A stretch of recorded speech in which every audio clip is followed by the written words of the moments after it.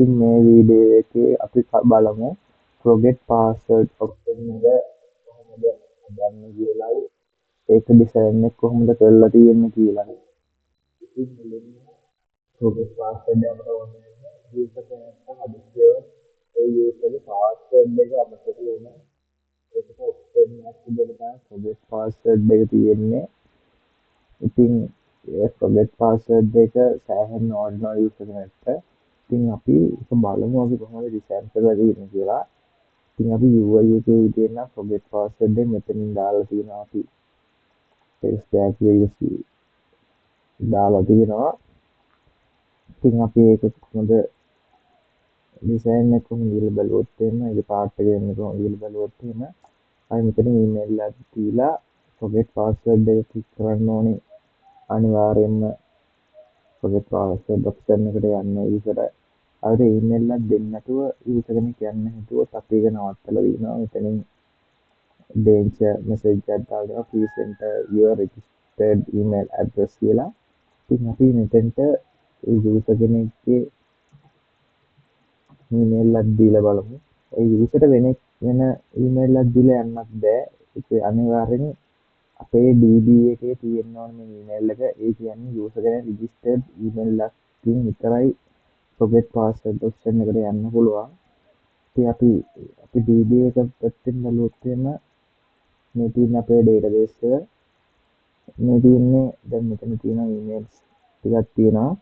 මේ emails ටිකෙන් නැතුව වෙන email එකක් user කෙනෙක් enter කරාට ඒ forget password option එකට යන්න බෑ. අපි ඒක බලමු කොහොමද වෙන්නේ කියලා. ඉතින් මෙතනින් දෙමුකෝ නිකන් ටෙස්ට් මොකක් හරි බොරු email එකක් දෙන්න. ඊට පස්සේ අපි මෙතන forget password එක ක්ලික් කරොත් එහෙම invalid email address කියලා අපිට message එකක් එනවා. ඒ අර user කෙනෙක් registered වෙලා නැති හින්දා මීට කලින් අපේ site එකේ මේ email එක. ඉතින් අපි මෙතන user කෙනෙක් registered වුණේ email එක දීලා forget password එක ක්ලික් කරාම ටික වෙලාවකින්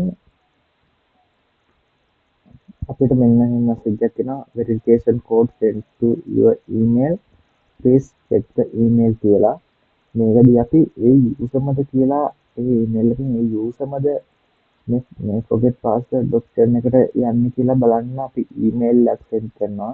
ඒ email එකේ code එකක් තියෙනවා. එතකොට ඒ user හරි user කෙනෙක් නම් ඒ email එක ඒ user ළඟ තියෙනවා නම් අනිවාර්යෙන් code එක දීලා ඒ user ඊළඟ පාර්ට් එක කරන්න පුළුවන්. ඉතින් මෙතන අපි ඕකේ දෙමු.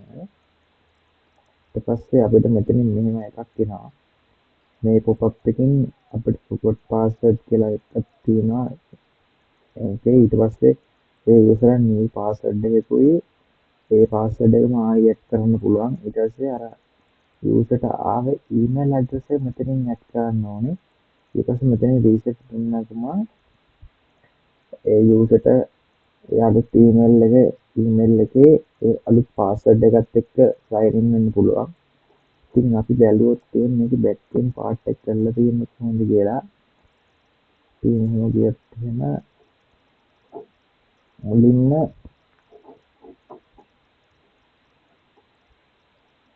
මුලින්ම අපි index එකේ දාගෙන තියෙනවා forgot password කියලා div එකක් ඇතුලේ දාලා තියෙනවා. ඊට පස්සේ අපි එතනට on click එකක් දාගෙන තියෙනවා.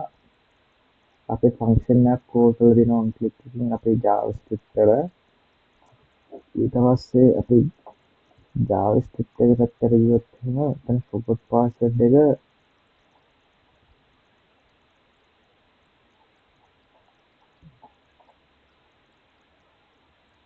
එතන අපි දාලා දෙනවා reset password කියලා function එකක්. ඒක තමයි අපි අතනින් call කරලා තියෙන්නේ. ඊට පස්සේ අපි ඒකට අරන් තියෙනවා email එකක් අරන් තියෙනවා. ඊට පස්සේ මෙතන තියෙනවා forgot password function එක. ඒක තමයි අපි call කරලා තියෙන්නේ.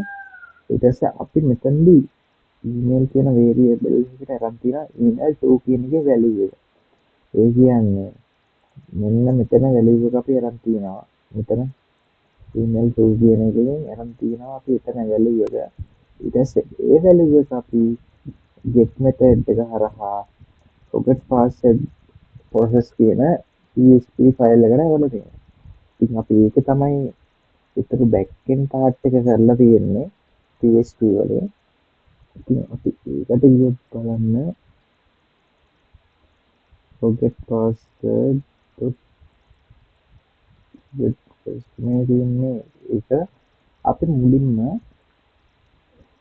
මේකට PHP script එකක් දාලා දෙන PHP code එක ගන්නවා. එහෙනම් ඊට පස්සේ අපි මෙතන include කරන් තියෙනවා connection.php එක. ඒක අපි ඉස්සෙල්ලා වීඩියෝ එකක් කතා කරා වගේ ඒක තමයි අපේ database එක connection part එක තියෙන්නේ. මේක singleton pattern එක හදලා තියෙන්නේ. ඒ කියන්නේ userලා ගොඩක් එක සැරේ request කරත් ඒක manage කරලා ගන්න පුළුවන්. two මේ request වෙන්නේ නැහැ. ඒක අපි manage කරලා තියෙනවා singleton pattern එක හරහා connection.php කියන ෆයිල් එකේ. ඊට පස්සේ අපි ඒක include කරන් තියෙනවා. ඊට පස්සේ මෙතන include කරන් තියෙන තව files තුනක්. මේ තියෙන්නේ අපේ API එක PHP වලින් අපිට email එකක් ගන්න ඕන APIs ටික මෙතන තියෙන්නේ. ඉතින් අපි ඒ ටික ෆයිල් ටිකත් include කරගෙන තියෙනවා. ඊට පස්සේ අපි මෙතන use කරලා තියෙනවා PHP mailer ගේ PHP mailer කියන එක use කරලා දෙනවා. ඒ කියන්නේ මේක use කරලා තියෙනවා. ඊට පස්සේ අපි if එකක් දාලා තියෙනවා. ඒ if එකෙන් බලලා තියෙනවා අපි මෙතන sign in එකේ මෙතන email එක emptyද කියලා. empty නම් අපිට forget password එකට user යවන්න බැරි නිසා අපි එතන බලලා තියෙනවා මෙන්න මෙතනින් emptyද කියලා. empty නම් අපි මෙතන empty මෙතන වල තියෙන empty නැද්ද කියලා මෙතන මාක් එක දාලා දිනවා. මෙතන empty නැද්ද කියලා බලලා empty නැත්නම් තමයි මේක email එක send වෙන්න හදලා තියෙන්නේ. empty නම් please enter your registered email address කියලා අපි alert එකක් දානවා.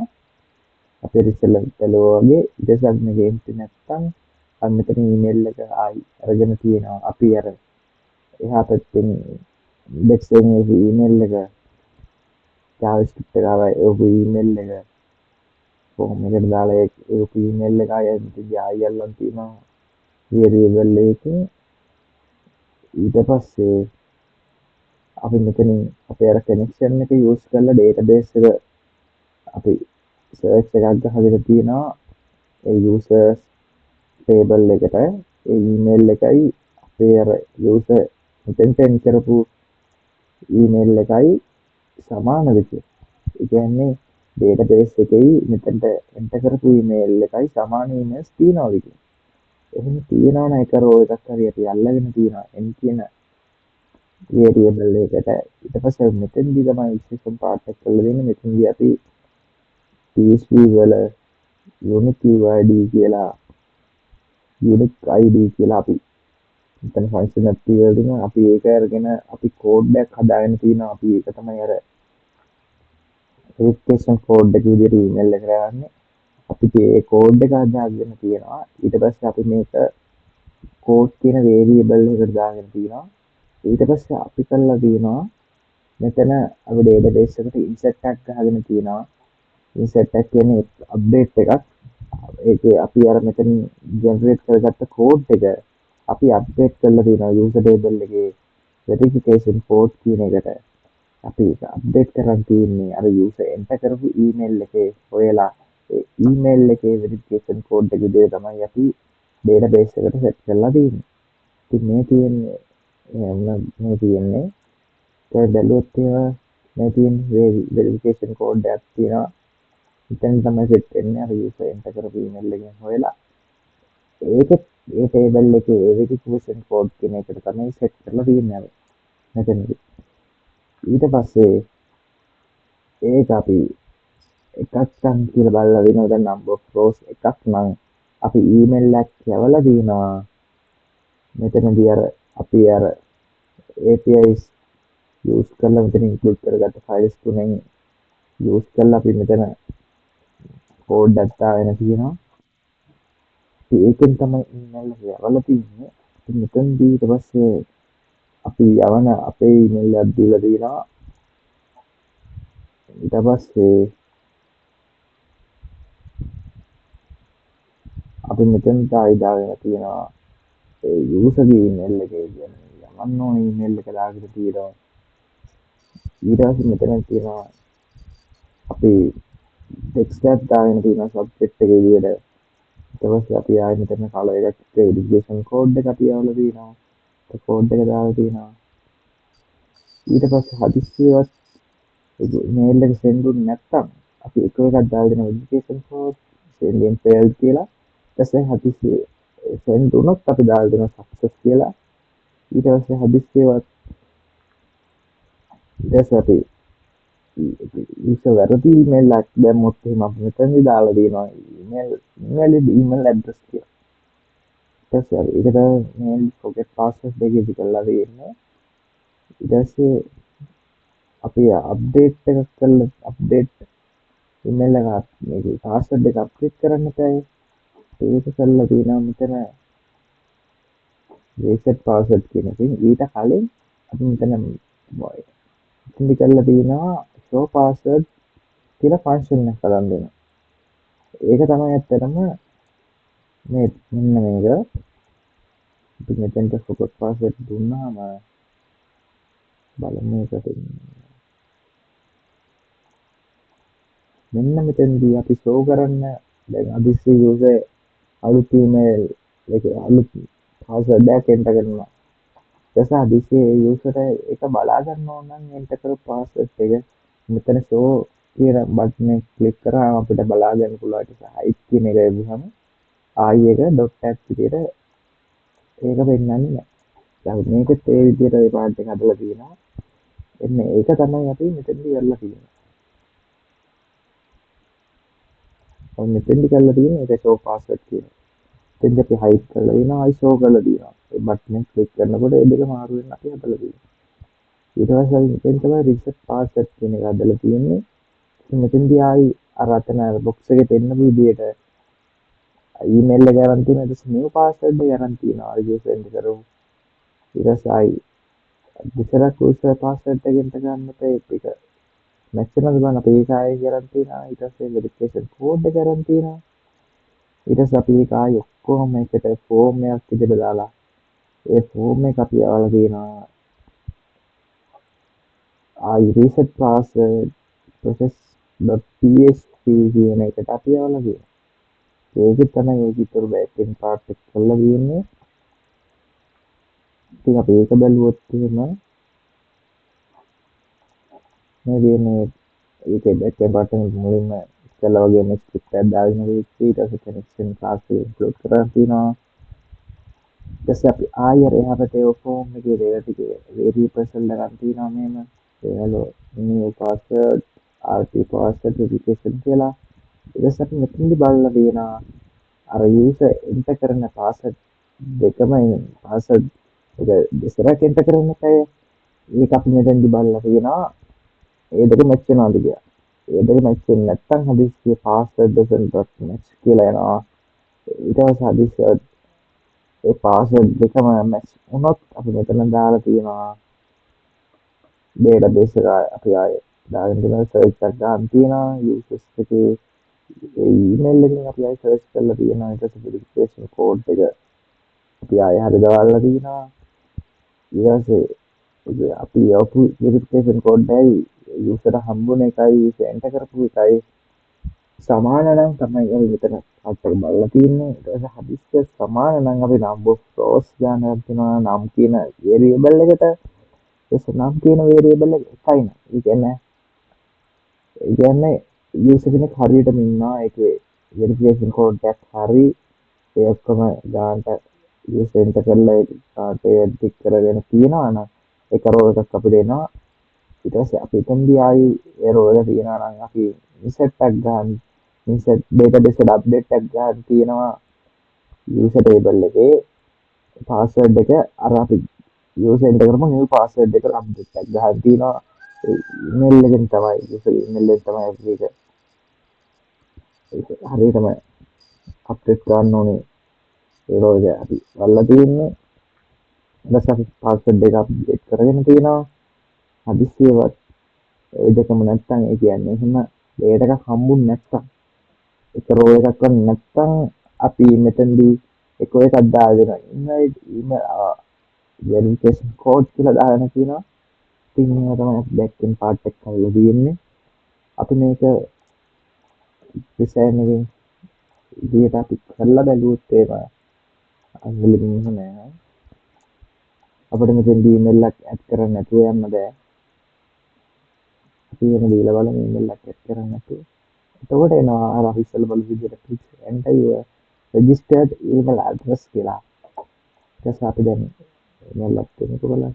ඊට පස්සේ email එකක් දුන්නාට පස්සේ අපිට email එකක් එනවා. ඊට පස්සේ අපි මේ forgot password කියන pop up එකට යනවා. ඊට පස්සේ අපිට අර මේ password එක add කරන්න පුළුවන් අපි මේ password එක දෙන්න බලන්න.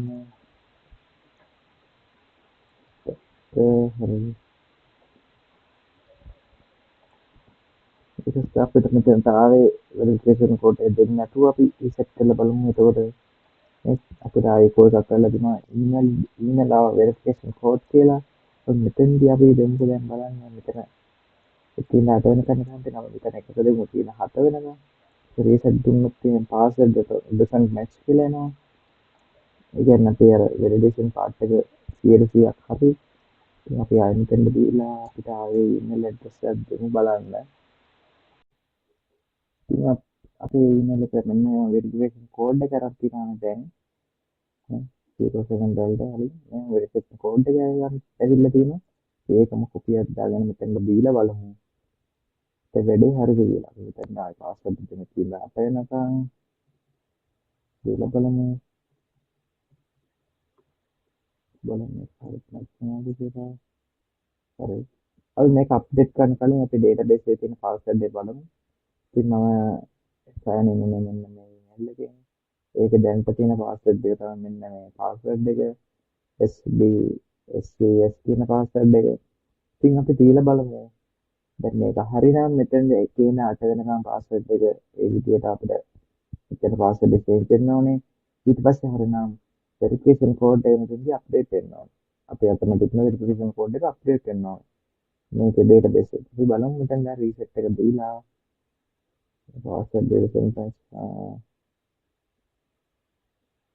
මෙතන හරියට ඇත්තටම දැන් දීලා බලමු reset කියන බටන් එක ක්ලික් කරලා බලමු. password update successfully කියලා නම් message එක ආවා. ඒ කියන්නේ අපේ මේ part එක හරි වෙන්න ඕනේ. ඉතින් අපි බලමු ඒක වෙනවද කියලා. දැන් ගානට අර password success නම් ගානට අපි ආයි මෙතෙන්දී ආයි අපි redirect වුණා මේ page එකට. ඉතින් අපි දැන් බලමු මේකේ password එක අපේ මේකයි change වෙලාද කියලා. ඒක ස්ටෙප් කියලා බලමු. දැක්කද දැන් අප්ඩේට් වෙලා තියෙනවා. මේ තියෙන අපේ 7 Gmail එක. මේ තියෙන අපේ අලුතෙන් ඇඩ් කරපු තියෙන 8 වෙනකන් තිබ්බ password එක. ඊට පස්සේ මෙතන ආයි අප්ඩේට් කරලා තියෙනවා අපේ verification code එක. ඉතින් මේ part එක ඒ කියන්නේ අපේ seriously වැඩ කරනවා. ඉතින් අපි එහෙනම් ඊළඟ part එකත් එක්ක හම්බෙමු.